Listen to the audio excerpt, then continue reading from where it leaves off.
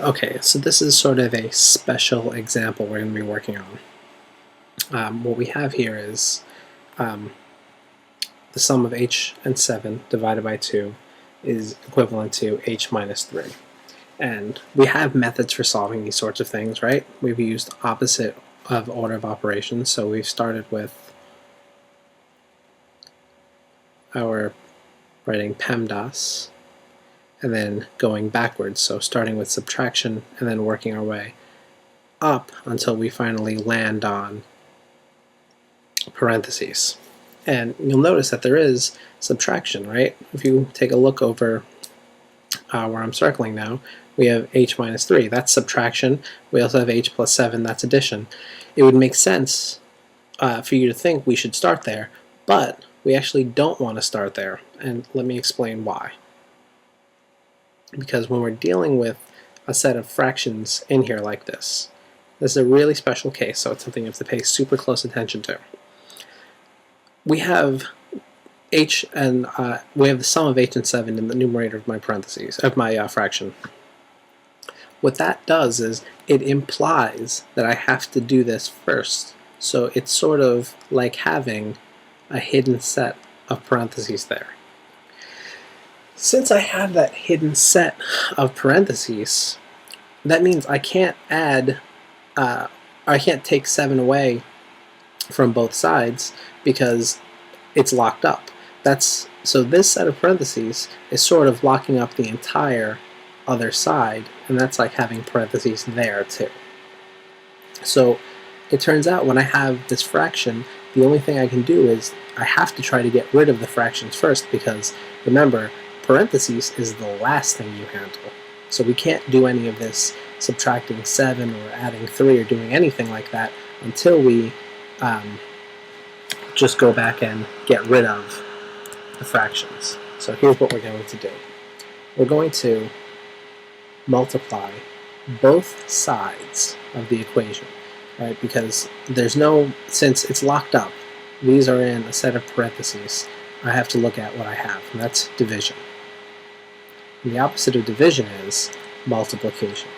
So what I'm going to do is multiply this entire fraction by 2. And of course, 2 divided by 2, right?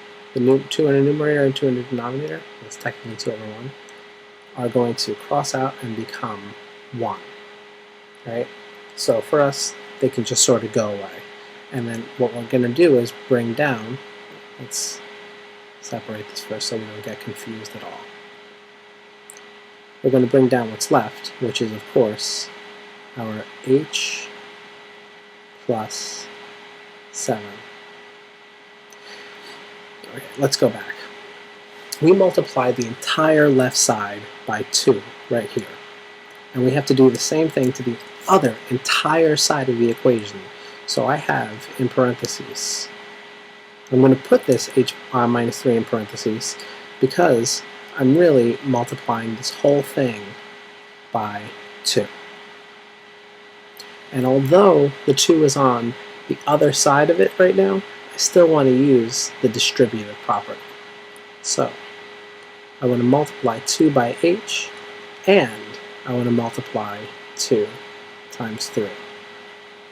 So 2 times h is going to give me 2h, and 2 times what I have here is a negative 3, or 2 times minus 3 is going to give me minus 6. Okay, so now I have a pretty simple equation to solve. All I have to do is multiply both sides by that 2 and make sure that I distribute it into the other side of the parentheses. You'll notice that nothing changed in the numerator over here with h plus 7. I didn't do any multiplying there because the 2 on the outside and the 2 on the denominator cancel each other out.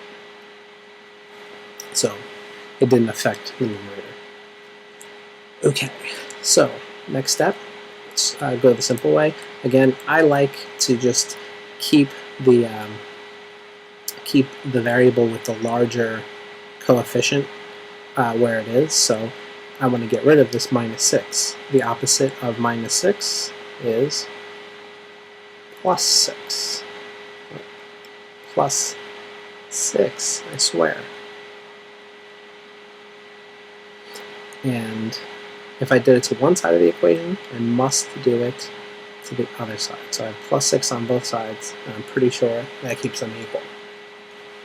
So again, combine like terms to simplify. So on the left-hand side, h doesn't combine with anything, so I can just bring it down. All right, and I'll have h,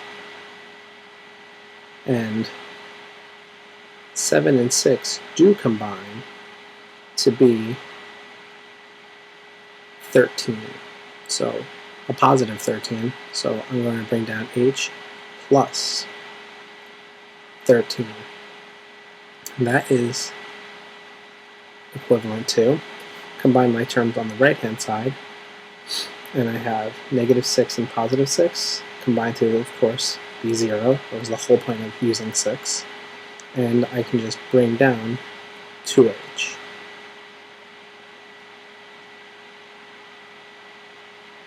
Okay. So now I got rid of all the stuff, all the other stuff with this 2h, and I can finish this in pretty much one simple move.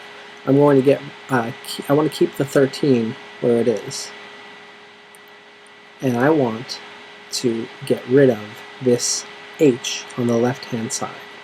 I want to get rid of it.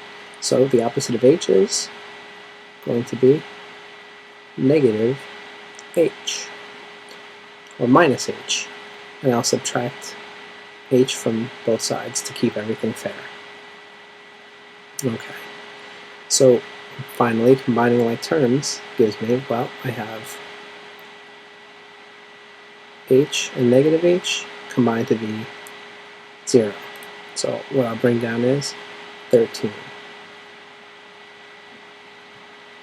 And that should be equal to, combine like terms on the other side, 2h and negative h combined to be just positive 1h. And in my answer box, once I'm done, I can say that h, which is the same thing as 1h, equals 13. And in our next video, we will just double check to make sure that is true.